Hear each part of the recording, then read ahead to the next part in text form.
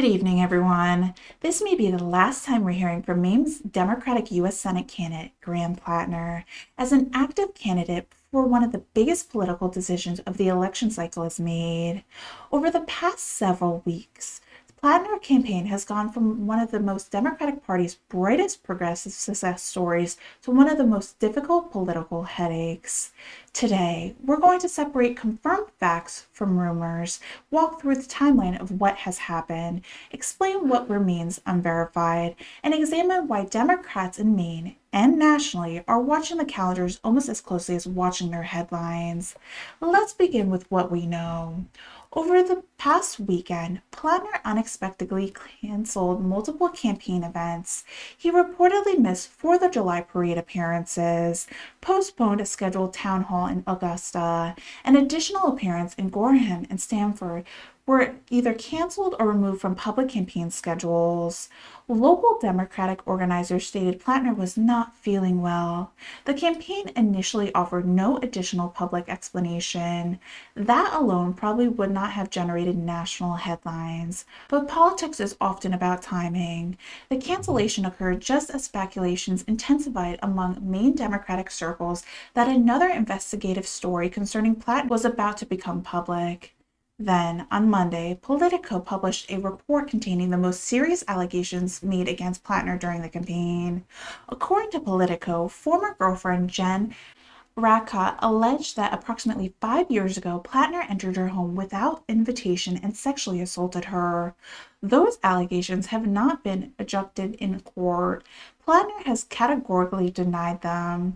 In statements provided by Politico, he called the allegations false and denied engaging in any non-consensual sex conduct. Those are the facts currently being before the public. As a journalist, it's important to distinguish between allegations, verified evidence, and legal findings. Those are not interchangeable. This latest development, however, did not emerge in isolation. Instead, it arrived after weeks of increased scrutiny surrounding Platner's personal history. Earlier reporting examined allegations from former romantic partners describing emotional volatile behavior. Previous reporting also detailed offensive online posts from earlier from his life, explicit texts exchanging outside his marriage that Platner acknowledged, and controversy surrounding a tattoo that resembled Nazi SSS symbol, a design Platner has said he did not understand at the time and has since covered. Each controversy added another chapter. Each chapter brought additional questions, and now Democrats find themselves confronting perhaps the most serious chapter yet. Meanwhile, another clock has been ticking. Under Maine's election law, Democratic officials have only a limited amount of time to determine whether Platner remains the strongest nominee. That statutory deadline arrives on July 13th. If Platner were to withdraw before then, party officials would have procedure available to nominate a replacement candidate. As of this broadcast, however, Platner has given no indication that he intends to leave the race. Instead, his campaign continues to deny the latest allegations while insisting he remains a Democratic nominee. Beyond Maine, this story has naturally prompted questions about nationally recognized progressive leaders who support or associate themselves with Platner during his rise. Among the drawing media attention are Senator Bernie Sanders of Vermont, Senator Elizabeth Warren from Massachusetts, and Representative Ro Khanna from California. To be clear, there is no evidence that any of these elected officials had prior knowledge of the alleged conduct now being reported. None have been accused of wrongdoing. The political questions surrounding them are different. Reporters are likely to ask whether endorsements should be reconsidered, whether additional vetting should have occurred before supporting was offered, and whether national figures will continue standing behind Platner if additional verified information emerges. Those are questions of political judgment, not allegations of misconduct. Political endorsements are often based on shared policy priorities and campaign viability.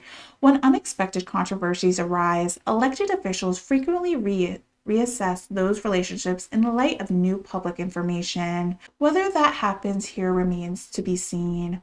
One lesson from the story reaches beyond Maine. Every political party eventually encounters a difficult test that allegations emerge against one of their own candidates. Republicans have faced those moments, Democrats have faced those moments. The challenge is never simply political, it's institutional. How quickly should leaders respond? What level of evidence justifies distancing themselves from the candidate? How should parties balance due process with public confidence? Those questions rarely have easy answers. They also should not be answered based on social media rumors alone. At the same time, serious allegations deserve serious reporting. They deserve careful scrutiny. They deserve a fair opportunity for response, and they deserve to be examined without rushing to conclusions. As a journalist, our responsibility is not to predict guilt or innocence. Our responsibility is to report what is confirmed, explain what remains uncertain, and continue following the facts wherever they lead. For now, much remains unknown. Will additional reporting emerge? Will Platner remain the Democratic nominee? Will Maine Democrats stand behind him? Or will the coming days fundamentally reshape one of the country's most closely watched Senate races? Those questions will likely be answered very soon. Until then, the headlines continue, the campaigns continue, and so does our commitment to following verified facts rather than speculation. I'm Haylee Ficuciello. Thank you for watching, and this is Englebrook Independent News. Good night.